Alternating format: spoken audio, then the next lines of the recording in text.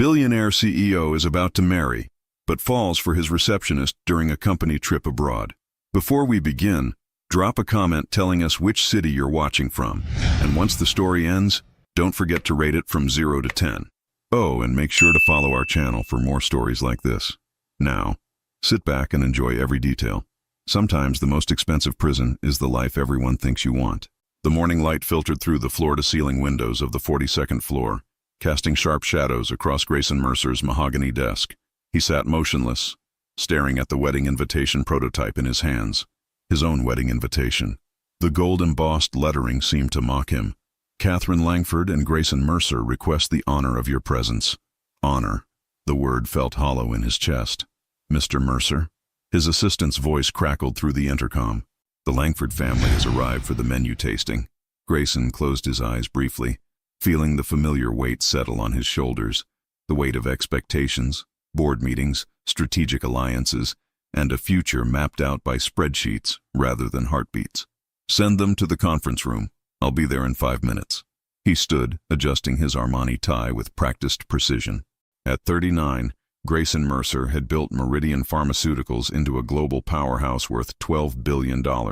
He'd graced the covers of Forbes and Fortune, delivered keynote speeches to packed auditoriums, and commanded respect from world leaders. Yet standing here, holding his own wedding invitation, he felt like a stranger in his own skin. The elevator ride to the executive conference room took 43 seconds. He'd counted them many times before. Catherine Langford rose gracefully as he entered, her platinum blonde hair swept into a perfect chignon, her Chanel suit tailored to emphasize her model-like figure. She was 32, Harvard Business School graduate, and possessed the kind of refined beauty that photographed well at charity galas. "Darling," she smiled, offering her cheek for his obligatory kiss. Her perfume was expensive and cold. "I've narrowed it down to 3 caterers. The Rothschild recommendation seems most appropriate for our guest list. Our guest list. 500 of the most influential people in pharmaceutical and finance sectors. People who saw their union as a merger rather than a marriage." "Whatever you think is best," Grayson replied, taking his seat at the head of the table. Catherine's father, Harrison Langford, nodded approvingly from across the mahogany surface. The old man's eyes held the sharp glint of a seasoned businessman who'd just secured his most profitable deal. "The Swiss expansion is moving ahead on schedule," Harrison said, steering the conversation toward business as the catering samples were distributed. "The Zurich facility should be operational within 6 months. Grayson's mind drifted as Catherine detailed flower arrangements and seating charts. Through the conference room's glass walls, he could see the main reception area where employees moved with quiet efficiency. His gaze settled on a young woman he didn't recognize, brunette, probably mid-20s, organizing files at the reception desk with focused concentration. She looked up suddenly, as if sensing his stare, and their eyes met through the glass. For a moment that felt suspended in time, she offered a small, genuine smile, not the practiced, calculating smiles he was accustomed to, but something warm and unguarded. "Grayson?" Catherine's voice pulled him back. "The photographer wants to know if Saturday works for engagement photos." "Saturday." He repeated the word without enthusiasm.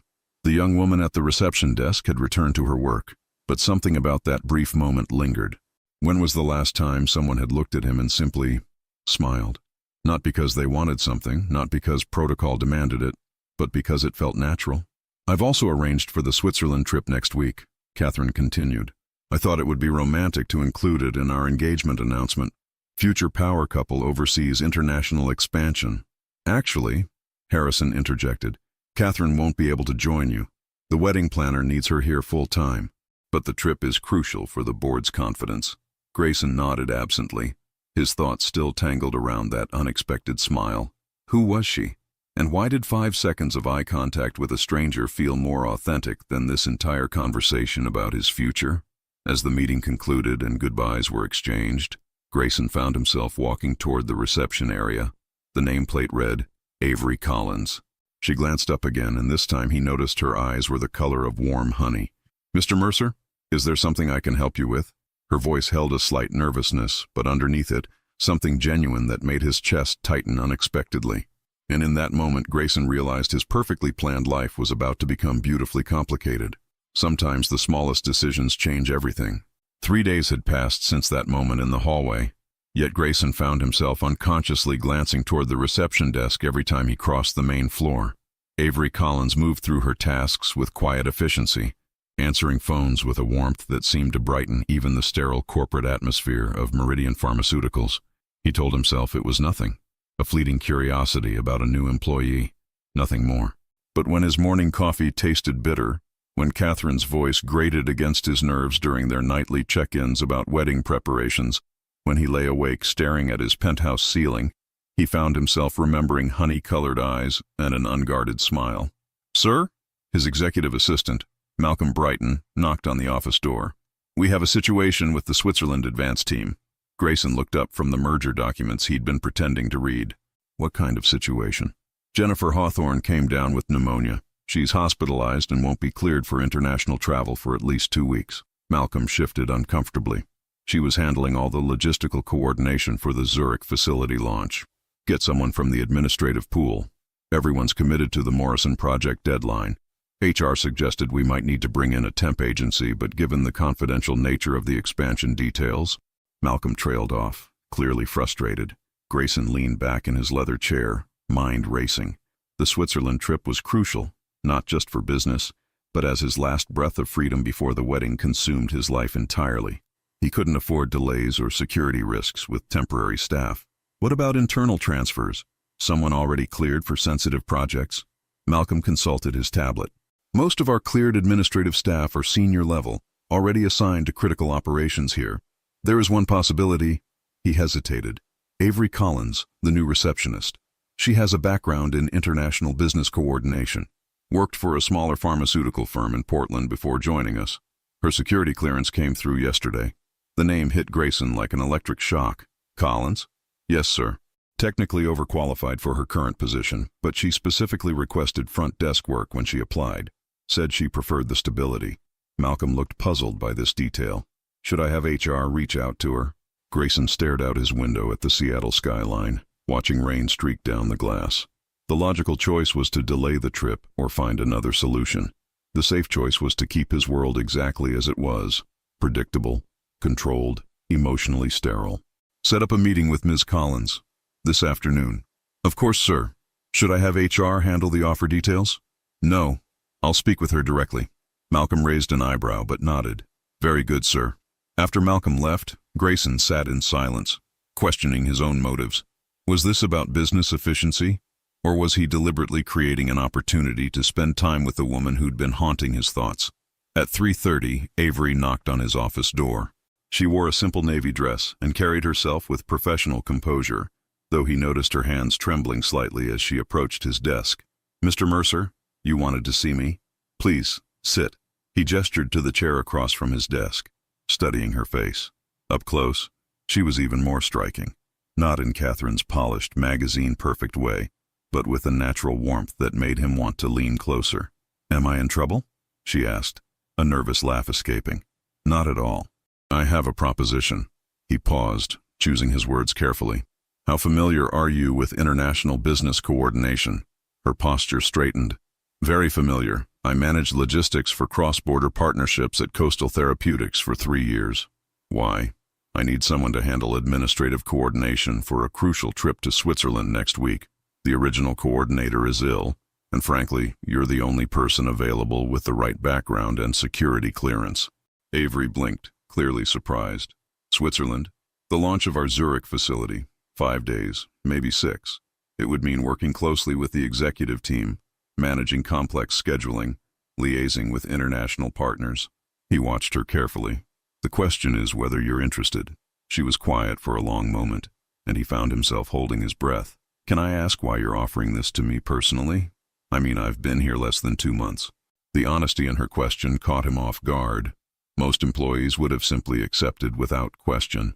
"Because," he said slowly, "sometimes the best person for a job is the one who's brave enough to ask the difficult questions." A small smile played at the corners of her mouth, the same genuine expression that had stopped him in his tracks 3 days ago. "When do we leave?" And just like that, Grayson realized he'd made the most dangerous decision of his carefully controlled life. At 30,000 feet, pretenses have nowhere to hide. The private jet's engines hummed steadily as they crossed over the Atlantic, but Grayson found himself unable to focus on the quarterly report spread across his mahogany table. Across the cabin, Avery sat with her laptop open, coordinating last-minute details with Swiss partners via email, her brow furrowed in concentration. She'd surprised him at every turn since boarding.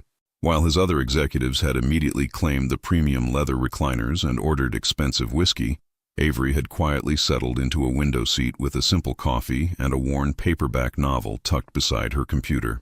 "The Zurich team confirmed the venue for Thursday's presentation," she said, looking up from her screen. "But there's a potential issue with the Friday morning facility tour. Apparently, there's construction blocking the main entrance." "What do you suggest?" Grayson asked, genuinely curious about her solution. "I contacted their facilities manager directly. There's a service entrance that leads to a private elevator, actually provides a better view of the production floor. I think it might work in our favor, make the tour feel more authentic." Authentic. The word lingered between them. When was the last time anything in his world felt authentic?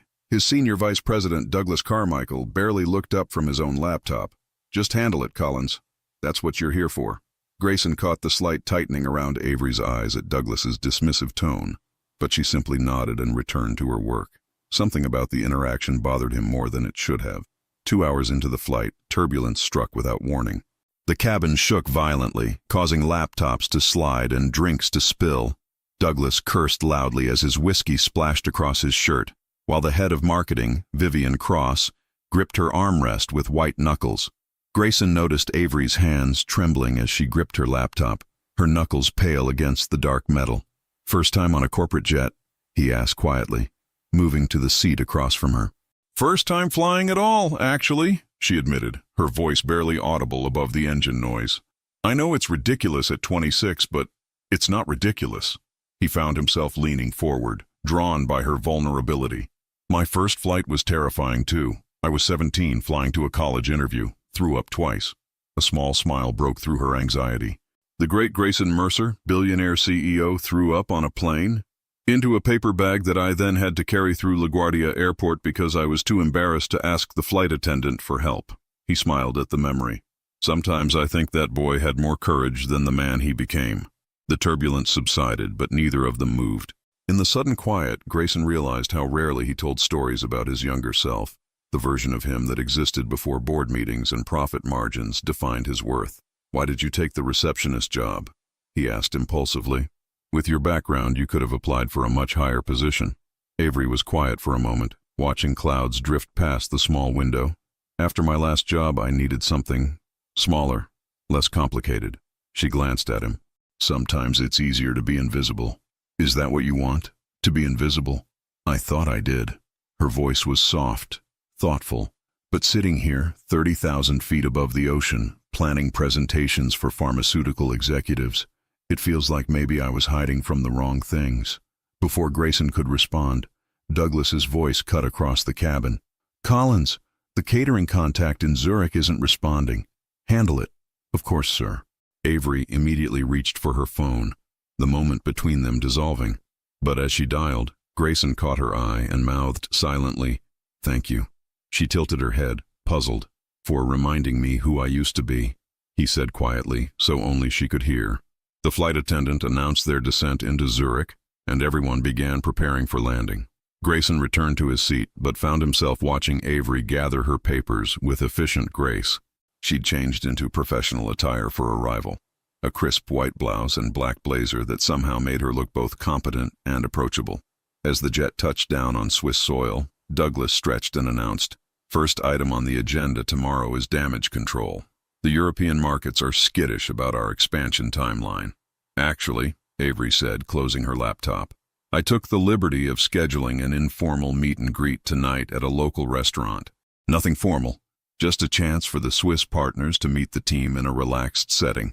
Sometimes business relationships work better when they start as human connections." Douglas frowned. "That wasn't on the itinerary." "No," Grayson said, surprising himself, "but it's exactly what we need." As they disembarked into the crisp Swiss evening, Grayson felt something shifting inside his chest, a loosening of the tight control he'd maintained for so many years.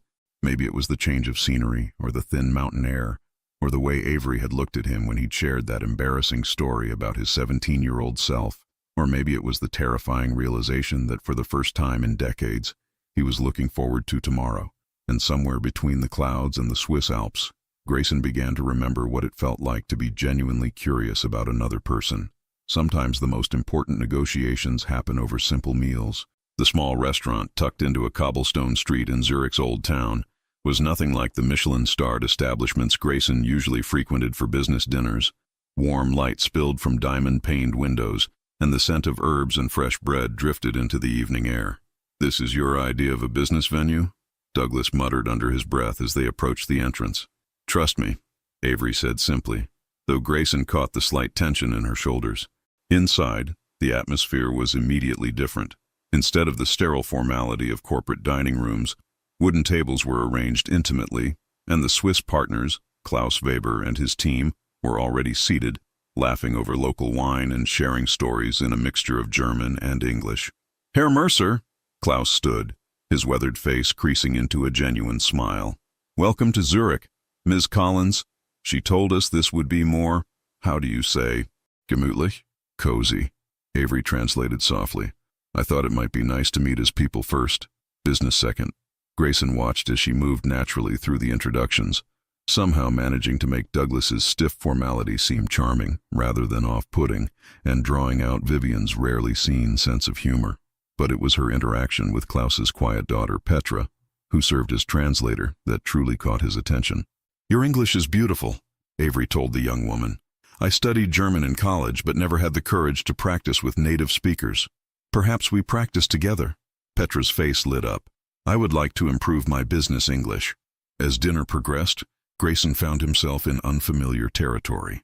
Instead of discussing quarterly projections and market penetration, the conversation flowed between Swiss hiking trails, Klaus's passion for traditional woodworking, and Vivian's surprising revelation that she'd backpacked through Europe in her 20s. "And you, Herr Mercer?" Klaus asked, refilling Grayson's wine glass with a local vintage. "When did you last take time to simply be?" The question hit harder than intended. Grayson realized he couldn't remember the last time he'd done anything without a strategic purpose. He paused, aware that Avery was listening. "I'm not sure I remember how." "Ah," Klaus nodded knowingly. "Success can be a beautiful prison, no?" Across the table, Avery met his eyes. No judgment there, only understanding, and something else. Curiosity about who he might be outside the boardroom. After dinner, as Douglas and Vivian headed back to the hotel for early bedtime, Klaus insisted on showing them a traditional Swiss tavern, just for one drink. But when they arrived, Grayson noticed Avery hanging back, watching the lively scene with a mixture of longing and hesitation.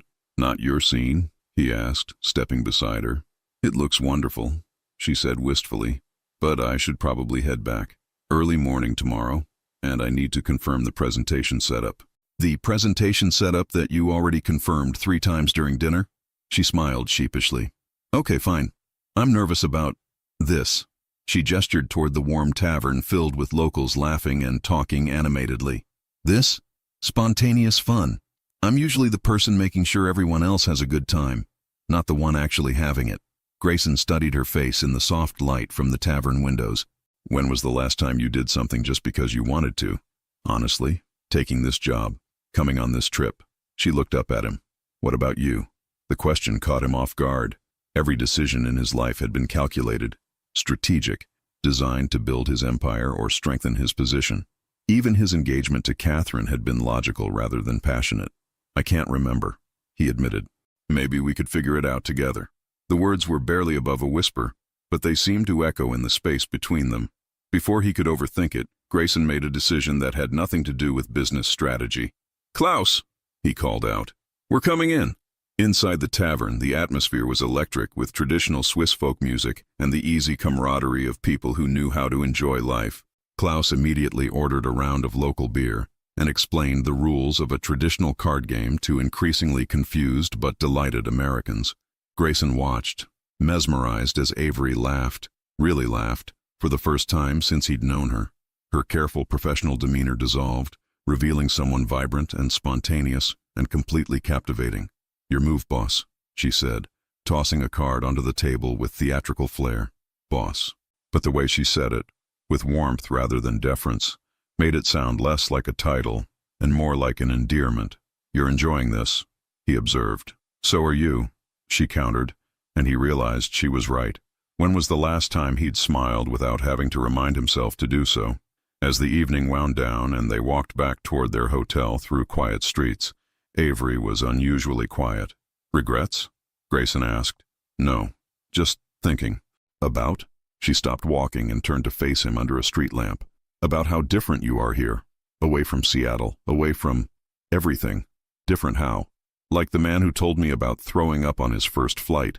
Like someone who remembers what it feels like to be 17 and brave." The words hung between them in the Swiss night air, loaded with implications neither of them was quite ready to voice. And as they stood there, two people thousands of miles from their carefully constructed lives, Grayson realized he was in far more danger than he'd ever imagined.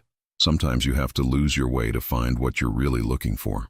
The morning of the third day dawned crisp and clear, with the Swiss Alps painting a breathtaking backdrop against an impossibly blue sky. The business meetings had gone better than expected. Klaus and his team were impressed, not just with Meridian's expansion plans, but with the genuine warmth Avery had somehow infused into every interaction. "Free afternoon," Grayson announced to his team over lunch. "The final presentations aren't until tomorrow. Consider it a mental health break."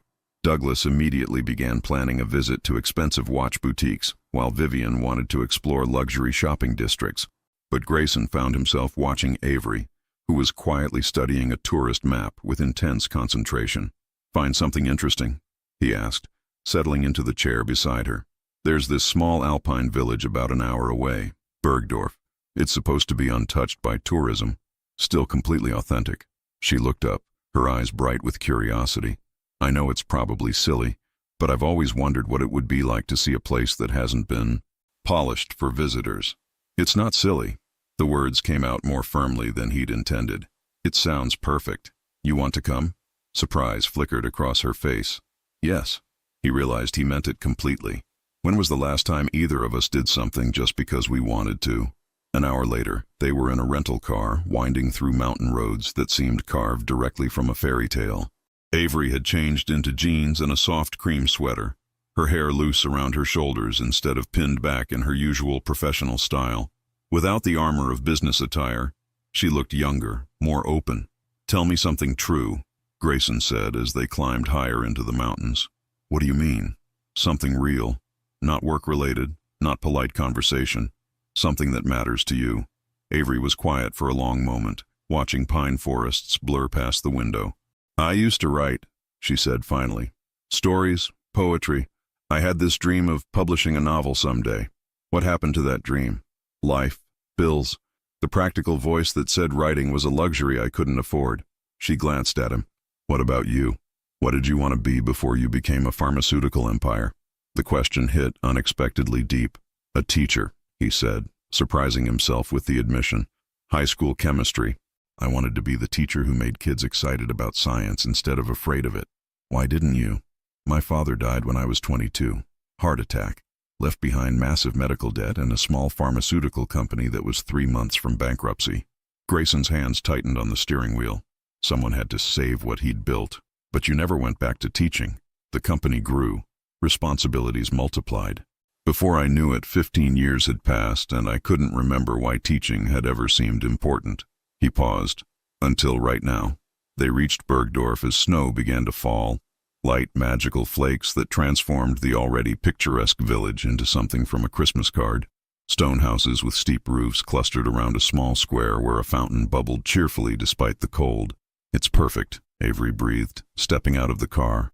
They wandered through narrow streets, peeking into tiny shops where elderly craftsmen worked with wood and metal, their hands moving with practiced precision passed down through generations.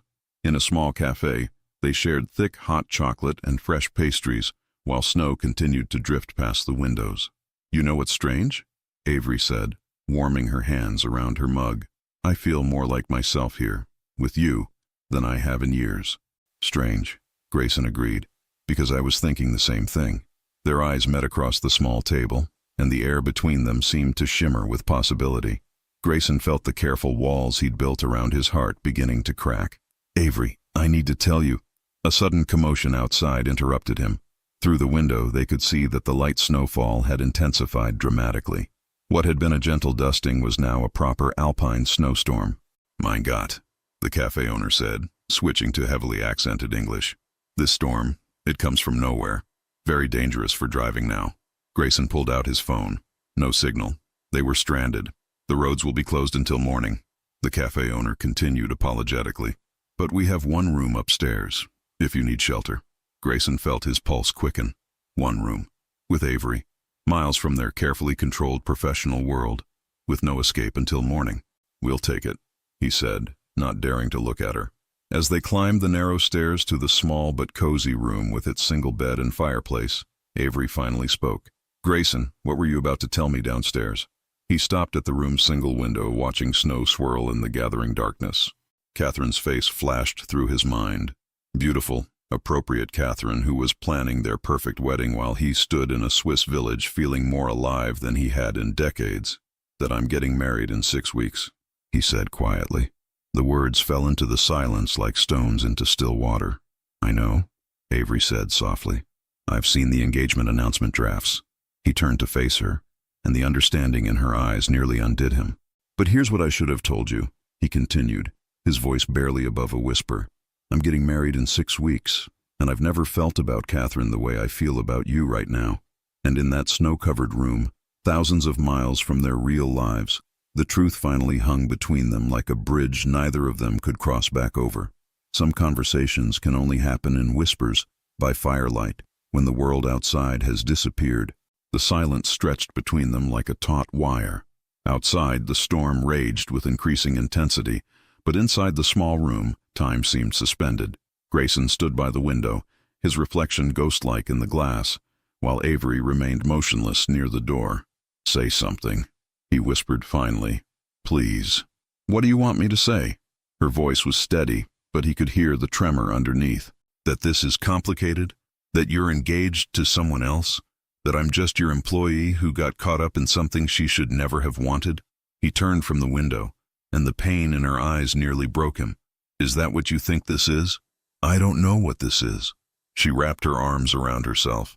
3 days ago I was filing papers and answering phones. Now I'm stranded in a Swiss village with my billionaire boss who just told me he has feelings for me while planning a wedding to someone else. "Avery." "No, let me finish." She stepped closer, and he could see tears threatening at the corners of her eyes. "Do you know what the hardest part is? It's that I can see who you really are. Not the CEO, not the pharmaceutical empire, not the man who makes decisions worth billions of dollars. I see the person who wanted to teach chemistry to teenagers, who throws up when he's nervous, who smiles like he's remembering something beautiful when he thinks no one is watching." Her words hit him like physical blows. "And what do you see when you look at that person?" "Someone worth loving," she said simply. "Someone worth loving properly. Not in secret, not stolen moments between board meetings, not in Swiss villages where reality can't find us." Grayson crossed the room in 3 steps, stopping just close enough to see the gold flecks in her honey-colored eyes. "Catherine doesn't love me. She loves the idea of me. The merger, the social status, the perfect life we'll look like on paper. But she's still the woman you're going to marry. Because it's what everyone expects. Her father, my board, the shareholders, the media." He ran his hands through his hair. "Because I built a life where love wasn't part of the equation." And now?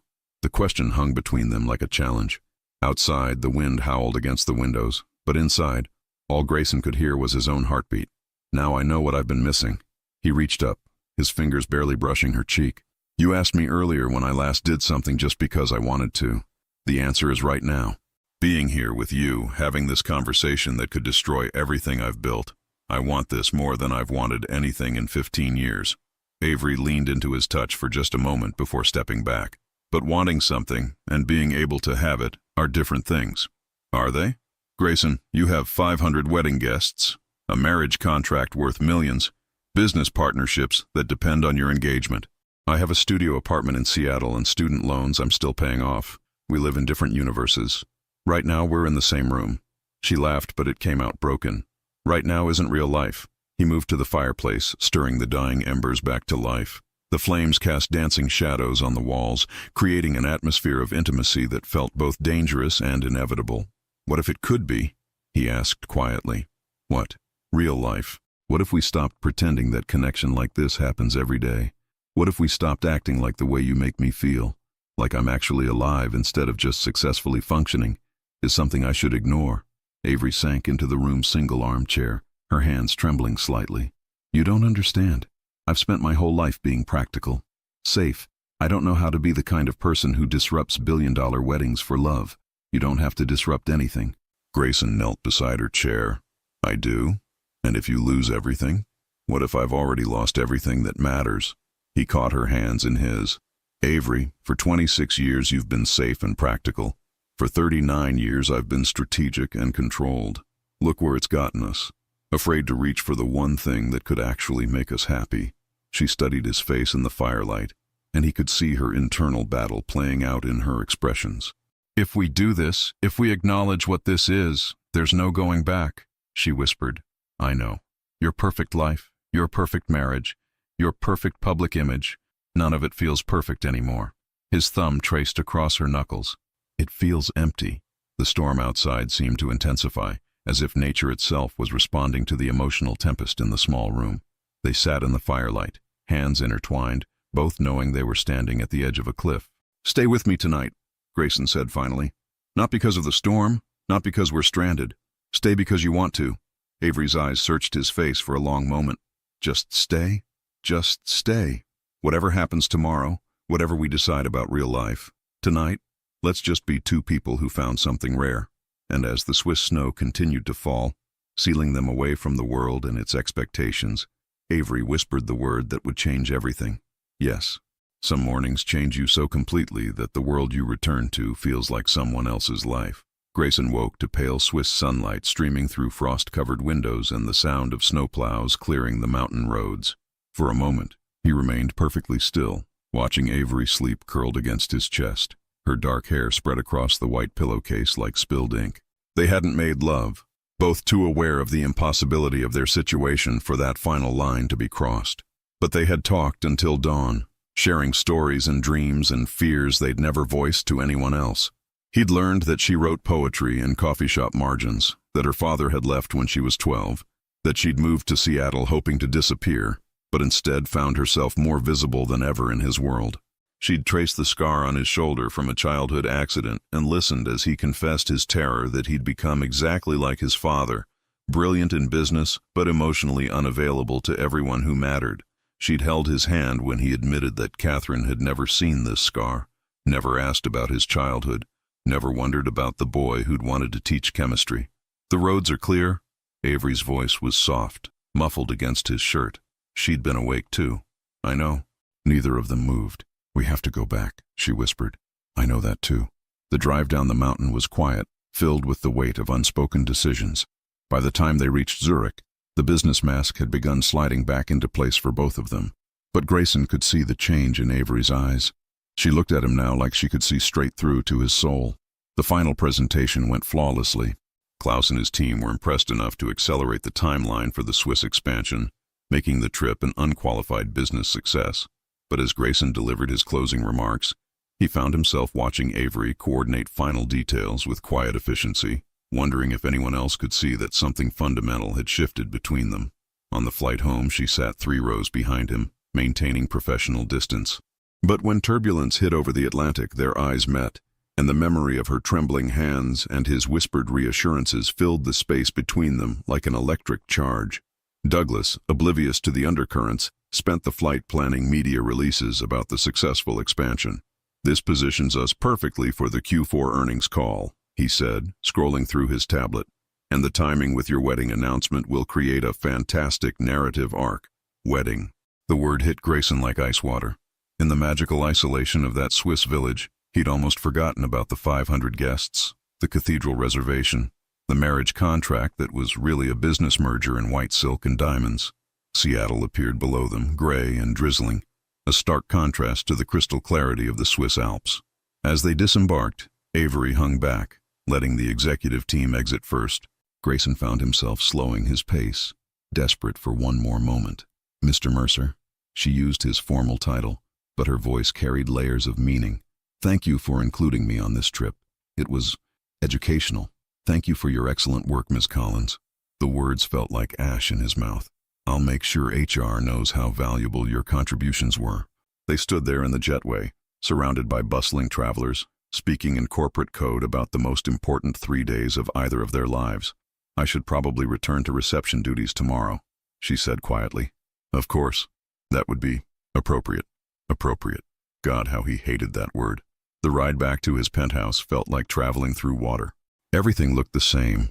The familiar Seattle skyline, his building's marble lobby, the elevator that whisked him to the 42nd floor, but nothing felt real anymore. His apartment was exactly as he'd left it. Minimalist, expensive, cold. The engagement photos with Catherine were still displayed on the side table. Two beautiful people smiling for cameras, looking like the perfect merger they were meant to represent. His phone buzzed with a text from Catherine. "Welcome back, darling. Can't wait to hear about Switzerland. The florist needs final approval on centerpieces tomorrow. Love you. Love you." 2 words that should have meant everything and somehow meant nothing at all. Grayson poured himself 3 fingers of whiskey and stood at his floor-to-ceiling windows, looking out at the city lights. Somewhere down there, Avery was returning to her studio apartment, probably making the same transition from the impossible magic of Switzerland to the practical realities of Seattle.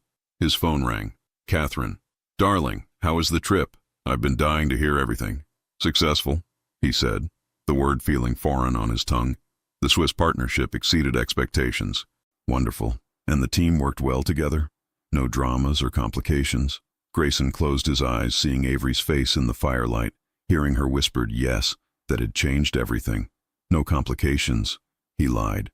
"Perfect. Oh, and I have exciting news. Mother convinced the Times to do a feature on our wedding. They want to photograph us tomorrow at the venue. Can you believe it? We're going to be in the style section." As Catherine chattered about photographers and designer gowns, Grayson found himself staring at his reflection in the window. A man in an expensive suit in an expensive apartment, engaged to an appropriate woman, living an enviable life that suddenly felt like an elaborate prison. And for the first time since building his empire, Grayson Mercer wondered if success was worth anything when it meant pretending to be someone he wasn't. The cruelest distance isn't measured in miles. It's measured in words you can't say. 2 weeks passed, like a slow-motion catastrophe. Grayson found himself taking routes through the building that would lead him past the reception desk, manufacturing excuses to walk through the main lobby, attending meetings he didn't need to attend just for the possibility of catching a glimpse of Avery. But she had perfected the art of professional invisibility. When their paths inevitably crossed, she offered polite smiles and efficient responses, treating him exactly like what he was supposed to be, her employer, nothing more. The woman who had traced his childhood scar and whispered secrets in firelight had disappeared, replaced by a flawlessly professional stranger. It was driving him insane. "You seem distracted lately," Catherine observed over dinner at Le Bernardin, their usual Friday night ritual. She looked stunning in a black cocktail dress that probably cost more than most people's monthly salary, every blonde hair perfectly in place. "Is everything all right with the Switzerland expansion?" "Everything's fine."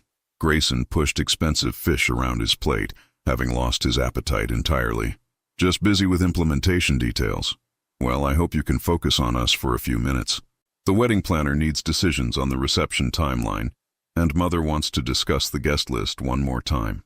Catherine's voice carried the slight edge it always developed when she felt she wasn't receiving adequate attention. "Grayson, are you even listening?" He looked up to find her studying him with sharp blue eyes. Catherine wasn't unintelligent. She'd graduated summa cum laude from Wharton and could read people with the precision of a corporate strategist. "Of course. Reception timeline. You said that with all the enthusiasm of someone scheduling a root canal." She leaned forward, her voice dropping. "What's really going on? You've been different since Switzerland. Distant. Different. If only she knew how completely, irrevocably different." "Wedding stress," he lied smoothly. "You know how I get with large events." Catherine's expression softened slightly. "Darling, I know this is overwhelming, but it's going to be perfect. The venue is booked, the flowers are ordered, the photographer is confirmed. All you have to do is show up and marry me. Show up and marry me." The words echoed in his head like a death sentence. Meanwhile, 3 floors below, Avery was having her own crisis of conscience. She'd submitted her transfer request to HR that morning, citing a desire for new challenges in the marketing department. It was a lateral move that would take her away from the executive floor, away from the possibility of casual encounters with Grayson, away from the daily torture of pretending that Switzerland had never happened. Collins. Douglas Carmichael appeared at her desk, his usual condescending smile in place.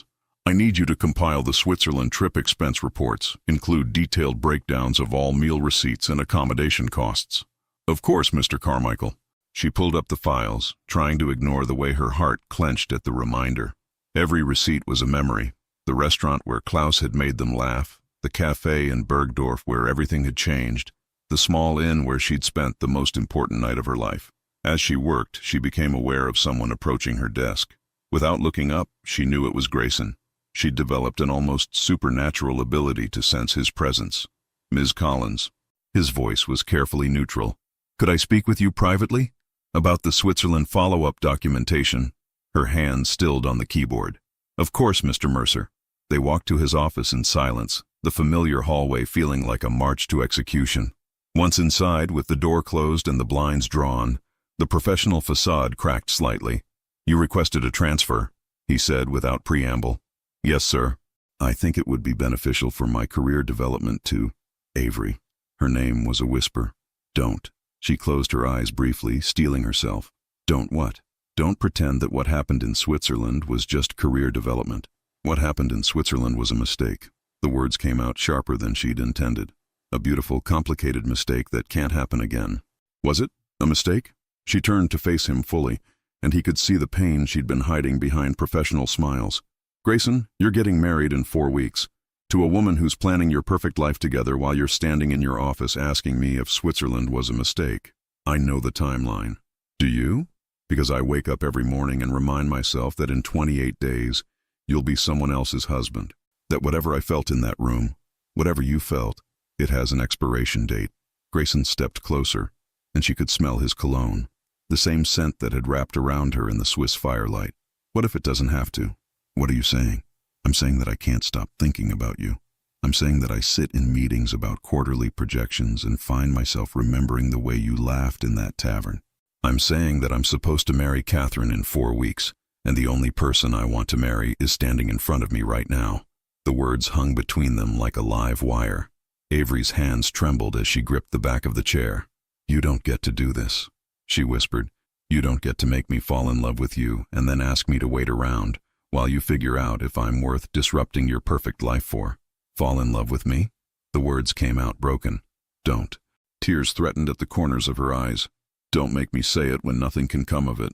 Avery, I need the transfer, Grayson. I can't keep pretending that seeing you every day doesn't break my heart a little more. Before he could respond, a sharp knock interrupted them. Through the glass door, they could see Catherine's distinctive silhouette. Surprise? Catherine's voice rang out as she opened the door, carrying a bouquet of white roses. I thought I'd bring you lunch and... She stopped short, taking in the scene. Grayson standing too close to his receptionist, both of them looking like they'd been caught in something far more intimate than a business discussion. The silence stretched for an eternity. I'm sorry, Avery said quickly, moving toward the door. I was just finishing the Switzerland reports. I'll have them on your desk within the hour, Mr. Mercer. She brushed past Catherine with professional politeness, leaving behind the faint scent of her perfume and the wreckage of everything they couldn't say. Catherine watched her go, then turned to Grayson with eyes like sharpened diamonds. Now I understand why you've been so distracted lately. Truth has a way of surfacing at the worst possible moments, and the most necessary ones. The white roses lay scattered across Grayson's office floor where Catherine had dropped them, their petals already beginning to brown at the edges. She stood with her back to him, staring out at the Seattle skyline, her perfect posture rigid with controlled fury. How long? Her voice was ice. Catherine, how long? She turned, and Grayson saw something in her eyes he'd never seen before. Not just anger, but genuine hurt. How long have you been having an affair with your receptionist? It's not an affair. Oh, I'm sorry. What would you call standing intimately close to another woman while discussing how you can't stop thinking about her? Catherine's laugh was bitter. Corporate consulting? Grayson ran his hands through his hair, feeling the weight of weeks of deception crashing down around him. It's complicated. No, Grayson. Complicated is choosing between 2 business proposals. Complicated is deciding on a vacation destination. This, she gestured toward the door where Avery had disappeared. This is betrayal. You're right. The admission came out quietly. You're absolutely right. Something in his tone made Catherine pause. She'd expected denials, explanations, the smooth corporate responses he deployed in crisis situations. Instead, she was looking at a man who seemed to be collapsing from the inside out. "Tell me about Switzerland," she said, her voice dangerously calm. "Catherine, please, tell me." So he did. Not everything. He couldn't bring himself to describe the intimacy of that night in Bergdorf, the way Avery had looked in the firelight, the feeling of finally being seen by someone who mattered. But he told her enough, about the connection that had developed during business dinners, about conversations that had nothing to do with pharmaceuticals or profit margins, about the moment he'd realized that everything he thought he wanted was built on the wrong foundation. Catherine listened in absolute silence, her face growing paler with each revelation. "Do you love her?" she asked when he finished. The question hung between them like a sword. "Yes," he said simply. Catherine closed her eyes, and for a moment, she looked younger. Not the polished heiress and strategic partner, but a 32-year-old woman who'd just discovered that her fiancé was in love with someone else. "Do you know what the worst part is?" she said finally. "It's not that you fell in love with her. It's that you were going to marry me anyway." The accusation hit him like a physical blow because it was absolutely true. "Catherine, I never meant for this to happen, but it did happen. And you made a choice, to keep it secret, to continue with our engagement, to let me plan a wedding to a man who was already gone." She picked up one of the fallen roses, her fingers careful around the thorns. "Did you think I wouldn't notice? That I wouldn't feel the distance? I thought I could handle it. I thought I could—" "What? Compartmentalize your feelings like a quarterly earnings report?" Her voice rose for the first time. "Grayson, I may not be the love of your life, but I deserve better than being someone's consolation prize." The truth of her words settled between them like ash. Catherine had always been honest about what their marriage represented, a strategic alliance that benefited both their families, a partnership built on compatibility and shared goals rather than passion.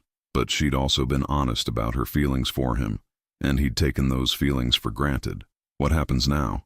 he asked.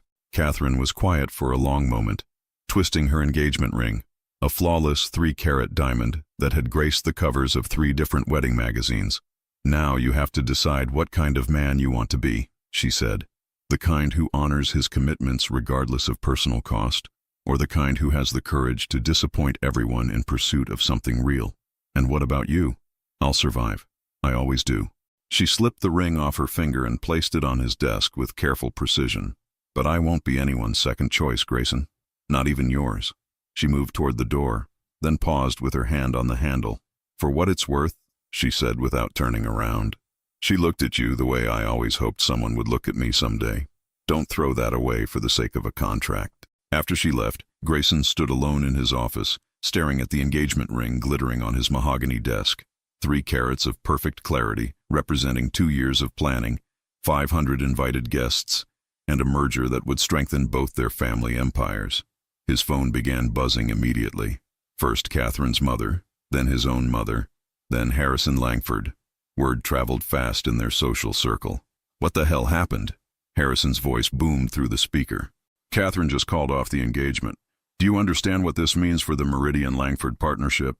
"Harrison, 23 years I've been building toward this alliance. 23 years, and you throw it away for what?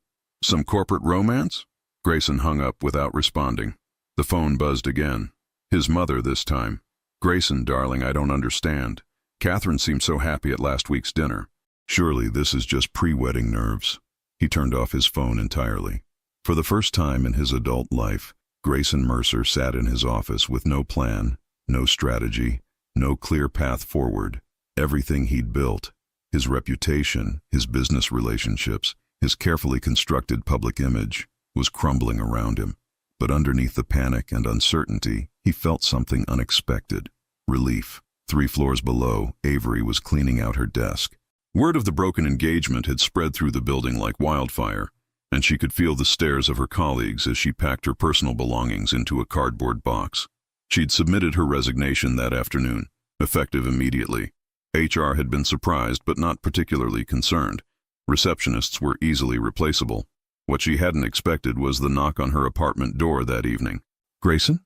She opened the door to find him standing in her hallway, still wearing his suit, but looking more disheveled than she'd ever seen him.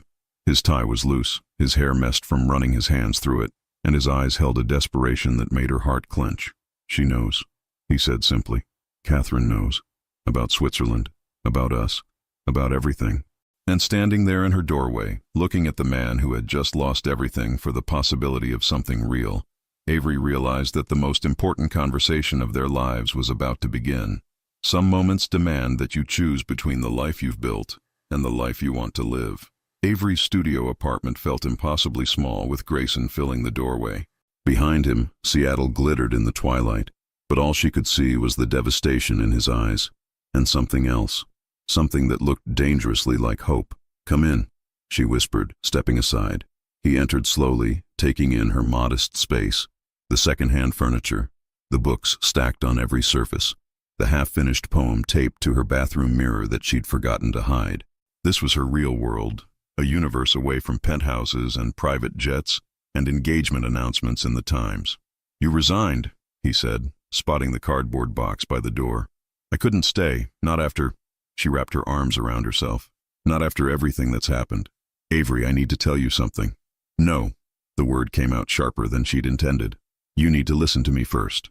She moved to the window, putting distance between them, needing space to say what had been burning in her chest all day. "I've been thinking about what you said in your office, about wanting to marry me instead of Catherine, and I realized something. I don't want to be the reason you blow up your life. You're not a reason. You're the reason. The only reason that matters. Don't you see how unfair that is?" She turned to face him, tears threatening. "You're asking me to be worth 23 years of building your empire, worth disappointing your family, your board, your investors, worth destroying business relationships and social connections and everything you've worked for. That's not love, Grayson. That's pressure I can't carry." His face crumpled slightly. "What are you saying?" "I'm saying that if you choose me, it has to be because you're choosing a different life for yourself. Not because I'm worth the sacrifice, but because the man you become when you're with me is who you want to be." The silence stretched between them, filled with the weight of everything they'd been avoiding.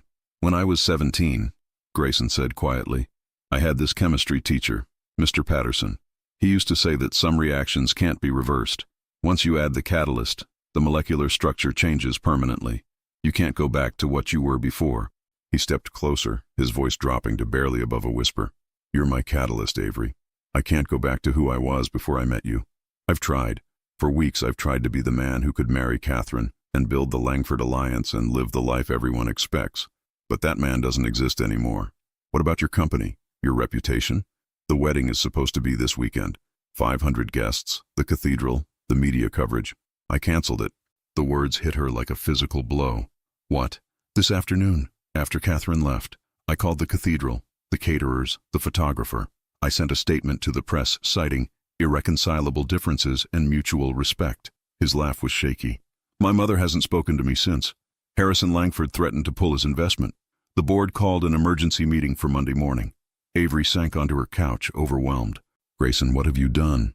"I've chosen the life I want to live instead of the life I thought I was supposed to live." He knelt in front of her, taking her hands in his. "I've chosen you, if you'll have me.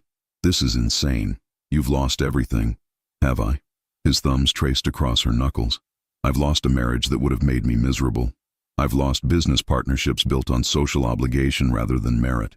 I've lost the approval of people who only valued me for what I could provide them." He paused, his eyes searching her face. "But I found something I never expected to have." "What?" "A reason to be brave." The words broke something open in her chest. "I'm scared," she whispered. "So am I. What if we don't work? What if we're just good at crisis and romance but terrible at Tuesday mornings and grocery shopping and real life? Then we'll figure it out together." He cupped her face in his hands.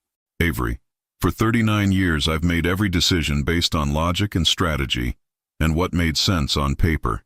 And it led me to a life that looked perfect from the outside but felt empty from within. And now I'm making one decision based entirely on how I feel, on how you make me feel, like the man I always hoped I could become." She closed her eyes, feeling tears slip down her cheeks. "I love you," she whispered. "I love you so much it terrifies me. I love you too. More than I knew it was possible to love someone."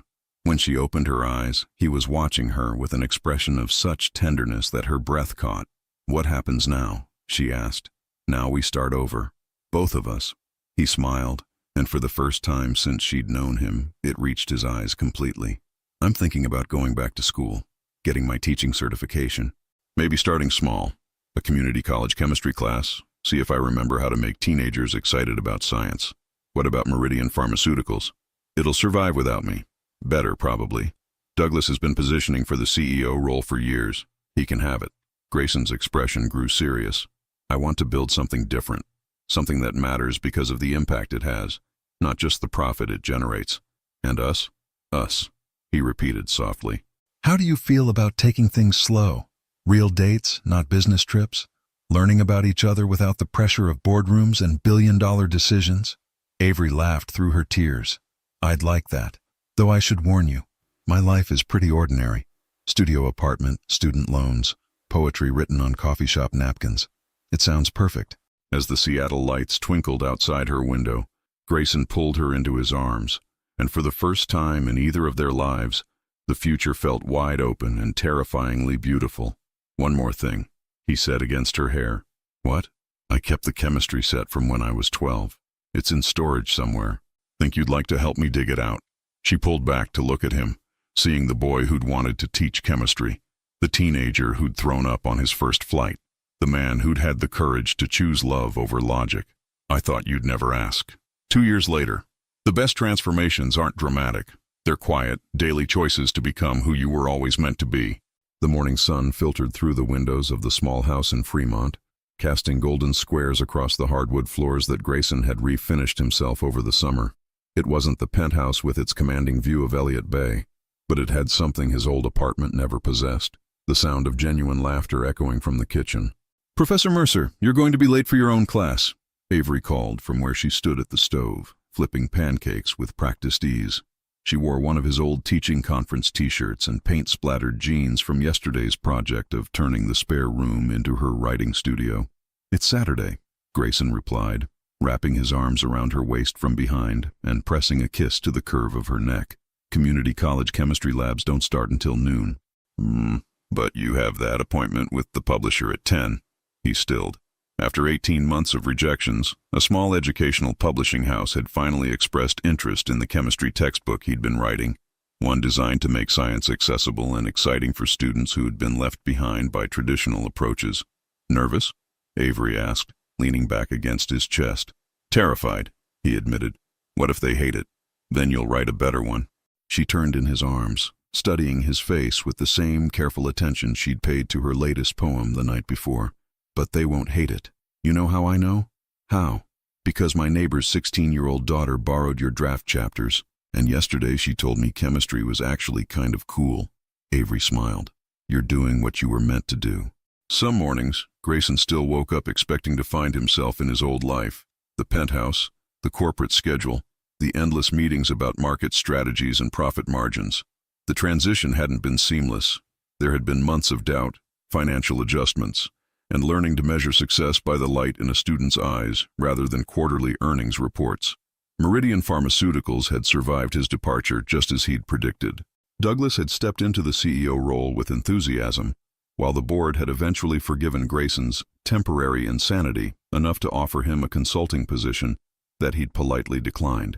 He kept a small amount of stock, enough to maintain financial security, but not enough to feel tied to a world that no longer fit. Coffee's ready, Avery announced, pouring 2 mugs from the French press they'd bought at a farmer's market last month. She'd published her first collection of poetry 6 months ago, a small print run from an independent press, but every copy had sold, and the reviews had been warm enough to make her cry happy tears for an entire evening. Any word from Klaus? Grayson asked, settling at their small kitchen table with his laptop. He and Petra are confirmed for next month. They're excited to see the house. Avery grinned. And to meet the American teacher who gave up billions for love, as Klaus puts it.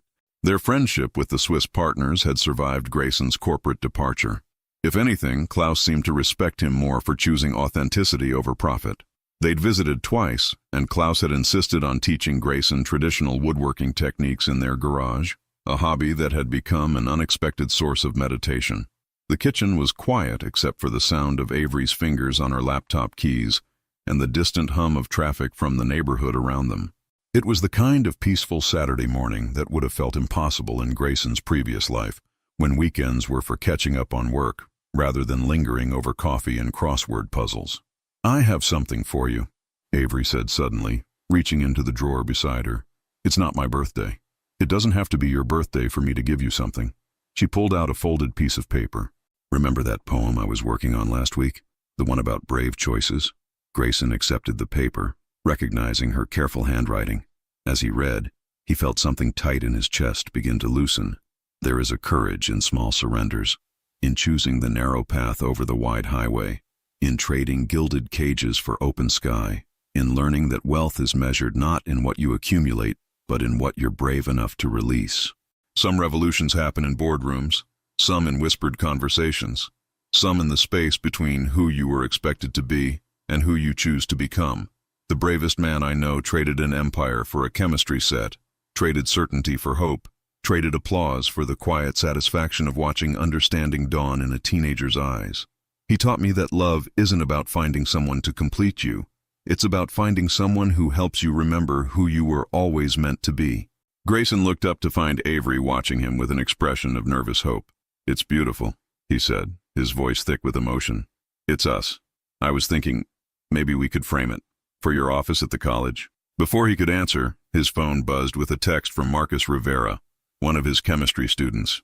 "Professor M, I got into the pre-med program at UW. Thank you for making me believe I was smart enough. You changed my life." Grayson showed Avery the message, and she squeezed his hand. "That," she said softly, "is worth more than any quarterly earnings report." As they prepared for their respective Saturday adventures, his publisher meeting, her visit to the local bookstore for a poetry reading, Grayson caught sight of their reflection in the hallway mirror. Two people in comfortable clothes sharing coffee and dreams, and the quiet contentment of a life built on their own terms. He thought about Catherine sometimes, always with gratitude for her grace during their breakup. She'd married a venture capitalist 6 months ago, a beautiful wedding featured in all the same magazines that would have covered theirs. In the photos, she'd looked genuinely happy, radiant in a way he'd never seen during their engagement. They'd both dodged bullets, it seemed. "Ready?" Avery asked, slinging her canvas bag over her shoulder. "Ready." As they walked to their respective cars, his a practical Honda Civic, hers a used Subaru with a Coexist bumper sticker, Grayson felt the familiar flutter of anticipation that had become his new normal. Not the adrenaline of high-stakes business negotiations, but the gentler excitement of uncertainty, possibility, and the knowledge that every day held the potential for small discoveries. "Hey," Avery called as she climbed into her car. "I love you, Professor Mercer." "I love you too, Ms. Collins." She laughed. "I've been thinking about that, actually." "About what?" "My name." Her smile was mischievous. "I might be ready for a change." As she drove away, leaving Grayson standing in their driveway with his heart full and his future uncertain in all the best ways, he realized that some stories don't end with dramatic declarations or grand gestures. The best stories end with the quiet promise of ordinary Tuesday mornings, shared coffee, and the radical choice to keep choosing each other, one small, brave decision at a time. And as he headed toward his own car, Grayson Mercer, former Billionaire CEO, current community college chemistry professor, and the man who learned that the greatest wealth was measured in moments like these, smiled and drove toward his next chapter. What do you think? Would you have the courage to love someone like this? Your participation in the channel is very important. Please leave your opinion in the comments. Thank you for watching. If you enjoyed the story, please subscribe to our channel and leave a comment below letting us know what you thought. Your feedback and support mean a lot to us. Stay tuned for more exciting stories.